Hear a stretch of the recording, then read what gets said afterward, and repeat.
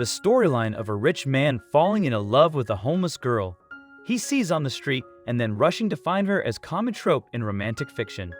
One day, he sees a homeless girl on the street and is instantly drawn to her beauty and purity.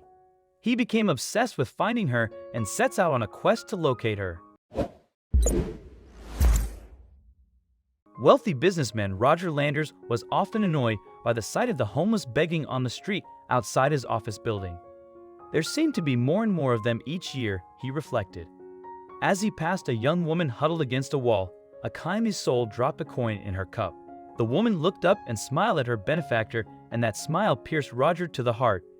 In 1 second, that huddled anonymous annoyance became a lovely, radiant woman. Roger walked into the building, and that moment when the girl's face was transformed by her smile replayed over and over in his mind. He found himself wondering who she was, what had driven her to live in the pitiless streets of Los Angeles. For the rest of the week, Roger found himself almost obsessed by the young homeless woman. He watched her surreptitiously, and once when he dropped a coin in her cup, watched that miraculous transformation at close quarters. He found himself thinking about her, inventing stories about her, little fantasies in which he discovered she was really a reporter writing about homelessness at close hand or a deeply committed actress preparing for a role. Finally, on Friday afternoon, after he wrapped his work for the day and dismissed his employees, Roger did what he'd been longing to do all week. He walked up to the girl sitting on the sidewalk and talked to her. "Hi," he said awkwardly. "Would it be okay if I bought you a cup of coffee? You look really cold." The girl lifted up her face and smiled at him. "Thank you," she said sweetly. "I like that." Roger was struck by her low, educated voice and her grace as she got to her feet. She was tiny, he realized, a petite 5'3", next to his towering 6'2". He walked her to a nearby coffee shop and ordered her hot food to go with her coffee. Once again, Roger was surprised by her delicate gestures, her manners. This was an educated girl. How had she ended up on the streets? When Roger saw color flood back into the girl's face after she finished her hot soup, her grilled sandwich, and her coffee, he asked her exactly that. "How did this happen to you?" "Living on the streets?" The girl looked him straight in the eye. A wry smile twisted her lips. "I was stupid and trusting," she said. "It's not an original story.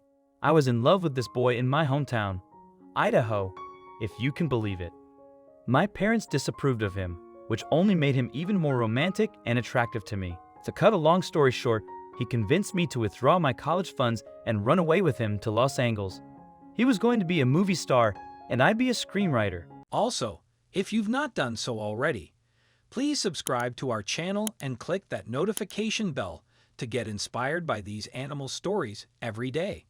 Now, back to the story. Roger shook his head sadly. "A lot of people come out here every year, less than a handful make it," he commented. "Well, I'll never know."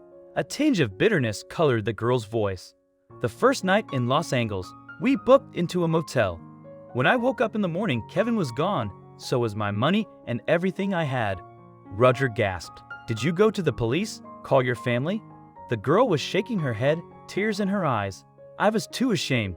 I made a deal with the motel manager. She let me sleep in the storeroom, and I cleaned the rooms. Some of the guests gave me tips, and I managed to eat. But then her husband started trying." The girl shook her head. "You know how it is. I left the motel and ended up here, on the streets." "What's your name?" Roger asked gently. "Emma," the girl said with one of those radiant smiles. "Emma Sinclair from Preston, Idaho." "Well, Emma Sinclair from Preston, Idaho," Roger smiled back. "I'm Roger Landers from Los Angeles, California, and I'm sending you home." Roger took Emma into a nearby mall, and he bought her several outfits and a suitcase. He waited at the food court while she changed and came out of the restroom transformed. He drove her to the bus station and bought her a bus ticket home. He tucked a $100 bill in her hand. "Listen," he said, "don't let any more charming rascals talk you into coming to Los Angeles, okay?" Emma was crying and smiling through her tears. She reached up and gave Roger a hug. Thank you, and God bless you." Roger watched her board the bus with a sinking feeling in his heart. Why did he feel that this was a mistake? He wanted to run after that bus, beg Emma to stay. What was happening to him? That night, Roger realized that the petite waif with the glowing smile had stolen his heart. "If I let her go, I'll regret it for the rest of my life," he told himself. She's special, and I love her."